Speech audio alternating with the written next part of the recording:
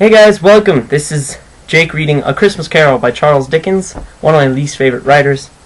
But I like this book a lot, and it's almost Christmas time, and it's the last day of November. Happy No Shave November, last day. Hope you guys all shave your nasty stashes off. Alright, anyway.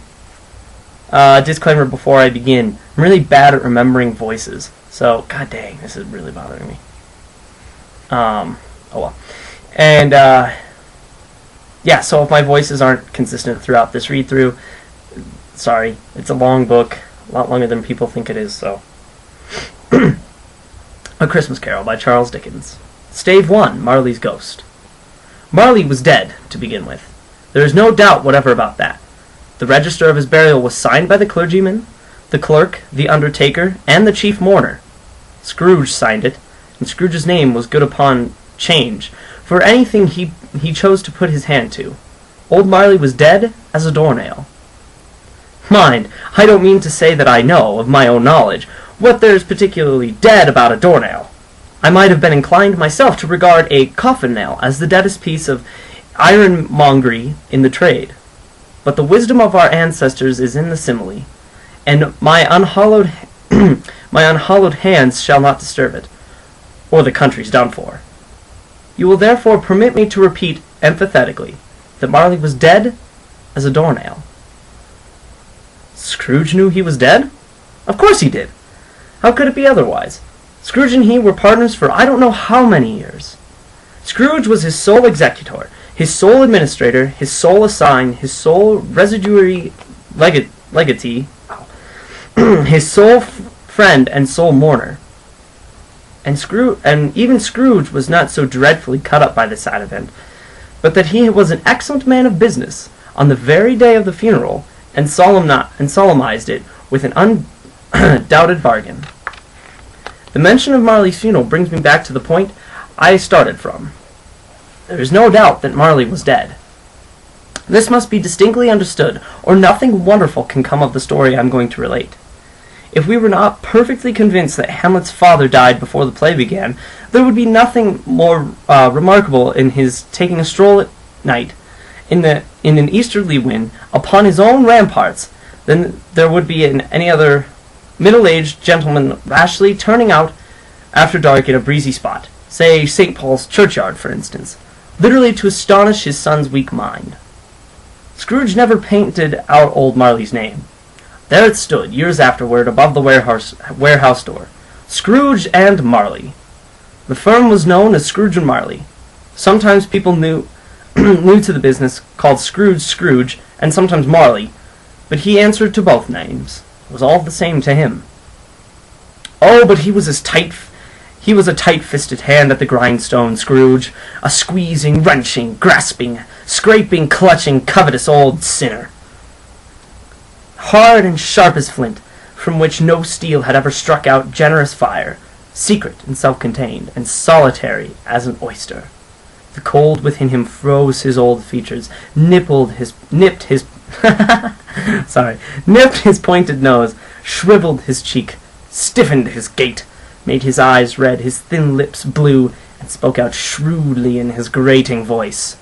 A frosty rime was on his head, and his eyebrows, and his wiry chin. He carried his own low temperature always about with him. He iced his coffee in the dog days, and didn't thaw 1 degree at Christmas. External heat and cold had little influence on Scrooge. No warmth could warm, no wintry weather chill him. No wind that blew was bitterer than he, no falling snow more intent upon its purpose, no pelting rain less open to entreaty. Foul weather didn't know where to have him. The heaviest rain, and snow, and hail, and sleet could boast of the advantage over him in only one respect. They often came down handsomely, and Scrooge never did. Nobody ever stopped him in the street to say, with gladsome looks, "My dear Scrooge, how are you? When will you come to see me?" No beggars implored him to bestow a trifle. No children asked him what it was o'clock. No man or woman ever once in all his life inquired the way to such and such a place of Scrooge. Even the blind men's dogs appeared to know him, and when they saw him coming on, would tug their owners into doorways and up courts, and then would wag their tails as though they said, "No eye at all is better than an evil eye, Dark Master." But what did Scrooge care? It was the very thing he liked, to edge his way along the crowded paths of life, warning all human sympathy to keep its distance, was what the knowing ones call nuts to Scrooge. Once upon a time, of all the good days in the year, on Christmas Eve, old Scrooge sat busy in his counting-house. It was cold, bleak, biting weather, foggy withal, and he could hear the people in the court outside go wheezing up and down, beating their hands upon their breasts and stamping their feet upon the pavement stones to warm them. The city clocks had only just gone 3, but it was quite dark already. It had not been light all day. The candles were flaring in the windows of the neighboring offices, like ruddy smears upon the palpable brown air. The fog came pouring in at every chink and keyhole, and was so dense without, that although the court was of the narrowest, the houses opposite were mere phantoms. To see the dingy cloud come drooping down, obscuring everything, one might have thought that nature lived hard by, and was brewing on a large scale. The door of Scrooge's counting-house was open, that he might keep his eye upon his clerk, who, in a dismal little cell beyond, a sort of tank, was copying letters. Scrooge had a very small fire, but the clerk's fire was so much smaller that it looked like one coal. But he couldn't replenish it, for Scrooge kept the coal box in his own room, and so surely as the clerk came in with the shovel, the master predicted that it would be necessary for them to part. Wherefore the clerk put on his white comforter, and tried to warm himself at the candle, in which effort, not being a man of strong imagination, he failed. "A Merry Christmas, Uncle! God save you!" cried a cheer. Oh, let me try that one again.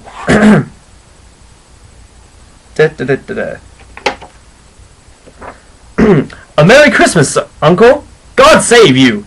cried a cheerful voice. It was the voice of Scrooge's nephew, who came upon him so quickly that this was the first intimation. That's an interesting word. Intimation he had of his reproach.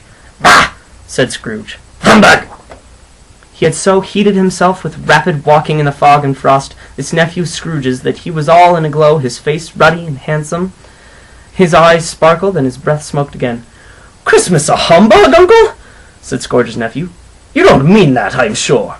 "I do," said Scrooge. "Merry Christmas! What right have you to be merry? What reason have you to be merry? You're poor enough." "Come, then," returned the uncle gaily. "What right have you to be dismal? What reason have you to be morose? You're rich enough." Scrooge, having no better answer ready on the spur of the moment, said, "Bah!" again, and followed up with, "Humbug!" "Don't be cross, uncle," said the nephew. "What else can I be?" returned the uncle, "when I live in such a world of fools as this? Merry Christmas! Out upon Merry Christmas! What's Christmas time to you but a time for paying bills without money, a time for finding yourself a year older and not an hour richer, a time for balancing your books and having every item in 'em through a round dozen of months presented dead against you.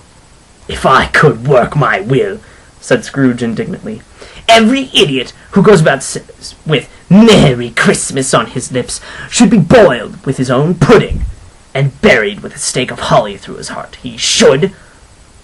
"Uncle," pleaded the nephew. "Nephew," returned the uncle sternly, "keep Christmas in your own way. Let me keep it in mine." "Keep it," repeated Scrooge's nephew. "But you don't keep it."